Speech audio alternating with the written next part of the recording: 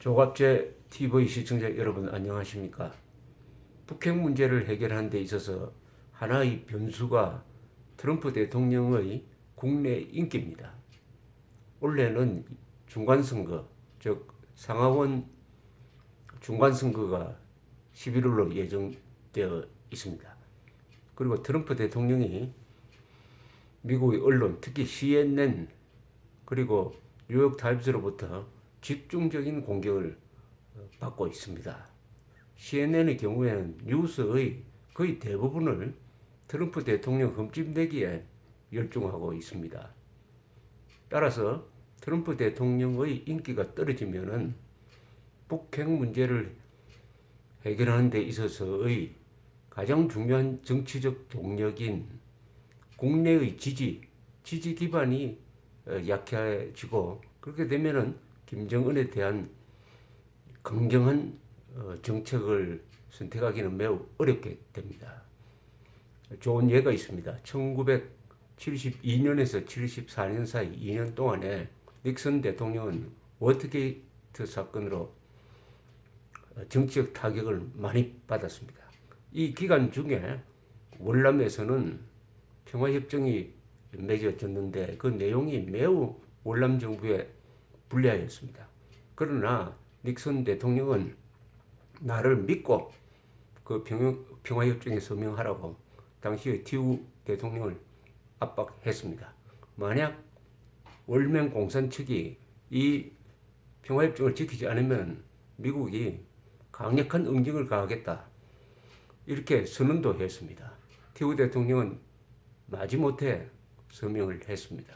그러나 바로 72년, 3년, 4년 동안에 닉슨 대통령이 미국의 언론과 야당으로부터 집중 공격을 받으면서 정치적 위기에 몰리고 드디어 74년에 탄핵을 면하기 위해서 미리 사표를 쓰고 물러났습니다. 후임이 포드 부통령이 승계를 해서 대통령이 되었습니다. 75년 월명 공산군은 대공세를 펴서 한 달 만에 월남을 항복시키고 월남을 공산화시키는 데 성공합니다. 그때 포드 대통령은 의회에 손발이 묶여서 제대로 월남을 보호할 수가 없게 되어버리고 말았습니다. 만약 닉슨 대통령이 워터게이트 사건을 만나지 않았더라면 월남 공산화를 막았을 것이라고 하는 주장이 매우 설득력이 있는 것입니다. 그런데 요사이 다행히 미국에서 큰 여론의 변화가 일어나고 있습니다. 지금 트럼프 대통령의 인기가 작년 12월부터 올라가고 있습니다. 최근 갤럽 조사에 의하면은 미국 사람들의 이 자신감이, 이 국가에 대한 자신감이 매우 높아졌다고 합니다. 그것을 반영해서인지 만마우스 유니버시티 여론조사에, 최근 여론조사에 의하면은 약 한 달 사이에 트럼프 대통령의 지지율이 10% 포인트 늘어가지고 42%가 되었습니다. 그리고 친 트럼프 대통령 여론조사소로 알려진 라무센의 조사에 의하면은 49%까지 오른 걸로 되어 있습니다. 그래서 트럼프 대통령은 또 트윗을 통해서 왜 이런 사실은 보도하지 않느냐, 언론은 왜 나한테 유리한 조사 결과는 보도하지 않느냐고 이렇게 반박하고 나섰습니다. 이 갤럽의 여론조사를 보면은 1년 전에 비해서 2017년, 즉 트럼프 대통령이 취임하던 무렵 지난 1년 사이의 여론의 변화를 이렇게 추적을 했는데, 우선 전반적으로 미국 사람들이 2017년 초, 즉 1년 전보다는 트럼프 대통령이나 이 미국에 대한 자신감, 낙관적 평가가 높아졌다는 사실입니다. 특히 미국의 군사력에 대한 만족도가 78%나 된다고 합니다. 1년 사이에 12%가 늘어났습니다. 동시에 미국의 테러로부터 안전하게 되었다 하는 이런 자신감이 56%에서 63%로 늘어났습니다. 또 소비자들의 아주 낙관적 무드가 상승하고 있다고 합니다. 17년 만에 최고치를 지금 기록하고 있다고 합니다. 이렇게 된 것은 이 트럼프 대통령의 지지율을 받치고 있는 가장 큰 기둥은 경제입니다. 이 경제 성장률이 상당하고요. 4% 안팎입니다. 그렇게 큰 나라가 4, 5%를 기록한다는 것은 대단한 겁니다. 그리고 지난 1월 한 달 사이에 미국에서 새로 늘어난 일자리가 20만 개나 됩니다. 20만 개. 그리고 임금도 늘어나고 있습니다. 이 임금이 늘어나는 실질 임금이 늘어나는 이유 중에 하나가 세금 줄이는 감세 정책입니다. 작년 12월에 이 감세 법안을 트럼프 대통령이 주도해가지고 또 공화당이 뒷받침해가지고 대폭적인 감세 법안을 통과시켰습니다. 당시의 여론조사로는 감세 법안에 반대한다는 여론이 높았지만 점점 시간이 갈수록 이게 바로 트럼프 대통령의 지지층을 아주 결속시킨 것으로 나오고 있습니다.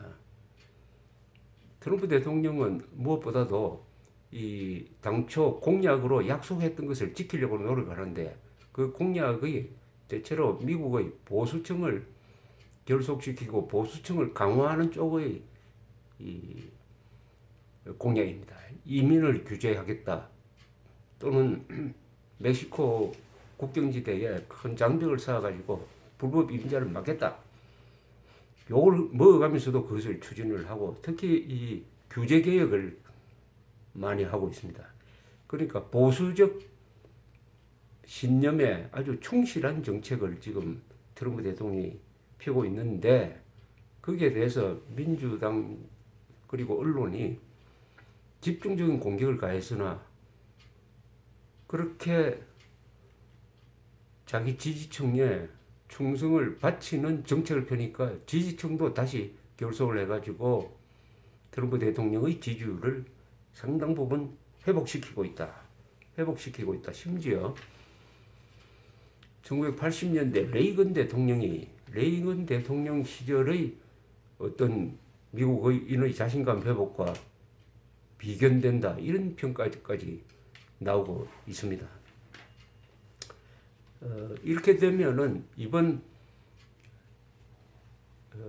지방선거가 아니죠. 이 중간선거, 11월의 중간선거에서 민주당이 대승할 것으로 당초 예상되었으나 이대로 되지 않을 것이다 하는 분위기가 지금 확산되고 있습니다. 또 공화당 의원 중에 몇 명은 트럼프 대통령을 공개적으로 비판했지만 대충 트럼프 대통령이 공화당을 확실하게 장악하고 있다. 공화당이 트럼프 대통령과 이렇게 벌어지지 않고 있다. 그렇기 때문에 트럼프 대통령이 자신 있게 보수적 정책을 펴나가고 여러 가지 스캔들에도 불구하고 지지율이 회복되고 있다. 이렇게 이야기를 하는데 그러다 보니까 공화당이 민주당보다 이 모금도 더 많이 되고 있답니다. 지금 남아있는 것은 대선 기간 중에 2016년 대선 기간 중에 있었던 러시아의 정보 공작에 트럼프 대통령의 선거 캠프가 가담하지 않았냐, 노련하지 않았냐 하는 이런 부분에 대한 특별 검사에 의한 조사가 지금 진행되고 있습니다. 그런데 이 조사 결과에 뭔가 확실한 게 나오지 않고 트럼프 대통령이 트윗을 통해서 계속 그 조사가 불공평하다는 일대 선전전을 펴고 있는데 대충 분위기가 트럼프 대통령의 그 선전전에 국민들이 상당히 넘어가는 그런 양상 또한 보이고 있다고 지금 보도가 되고 있습니다. 심지어 트럼프 대통령 비판에 밤낮을 세우고 있는 이 CNN조차도 트럼프 대통령의 이 지금 제기하고 있다 하는 기사를 쓸 정도니까 이게 심상치 않습니다. 심상치 않다는 표현은 조금 맞지 않는 게 대한민국으로서는 이게 아주 반가운 일입니다. 대한민국, 즉 북한핵을 반드시 제거해야 되겠다고 생각하는 대한민국 다수 국민들에게는 이게 반가운 소식입니다. 트럼프 대통령은 앞으로 수개월 안에 결단을 내려야 될 것입니다. 즉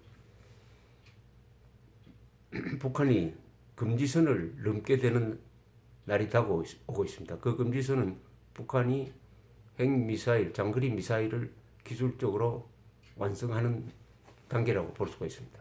그 완성하면은 절대로 미국이 가만히 있지 않겠다고 트럼프 대통령은 여러 번 공개적으로 금지선이라는 말은 하지 않았지만 사실상 금지선을 선언을 했고, 거기에 맞춰가지고 미국 군부도 코피 흘리는 정도의 아주 선택적인 외과수술적인 선제 공격 또는 예방 차원의 공격을 하겠다고 지금 벼르고 있습니다. 이럴 때 과연 할 수 있느냐 없느냐는 거의 전적으로 트럼프 대통령의 결단과 그것을 뒷받침하는 인기에 달려 있습니다. 지지율에 달려 있습니다. 이 지지율이 높다는 것은 트럼프 대통령이 강력한 응징을 할 수 있게 하는 힘이 되는 것입니다. 힘이 되는 것입니다. 이 트럼프 대통령의 재기를 바라보면서 우리가 느끼는 것은 이명박 대통령 시절의 일입니다. 이명박 대통령이 2008년에 대통령이 되었을 때는 그 누구보다도 유리한 입장에서 청와대에 들어갔습니다. 그 전해의 대통령 선거에서 압도적으로 당선이 되었고, 당시에 2008년 4월에 치러진 총선거에서 여당이 거의 3분의 2 의석을 차지했고, 당시에 지방 자치기관은 거의 당시 한나라당이 장악하고 있었습니다. 말하자면 3권을 다 장악하고 있었는데, 이 좌파가 촛불 난동, 광우병이죠. 광우병 난동을 일으키니까 여기에 기가 꺾여버리고 말았습니다. 공권력을 동원하고 적극적으로 본인이 나서가지고 광화문에 직접 나가서 세계에서 가장 안전한 미국산 쇠고기를 가장 위험한 것으로 선동하는 세력에 대해서는 굴복할 수 없다고 이렇게 나왔더라면은 거기서 한국의 좌우 대결은 끝났을 것입니다.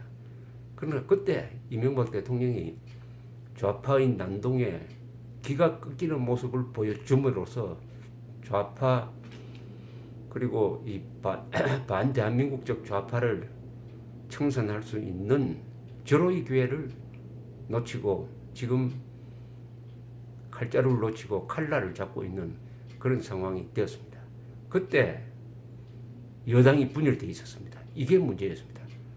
여당이 그때 이명박 세력과 박근혜 세력 사이에 분열이 되어가지고 여당이 적극적으로 이명박 대통령을 지원하는데 실패했습니다. 보수는 분열로 망한다는 것이 바로 그 순간 실증되었던 것입니다.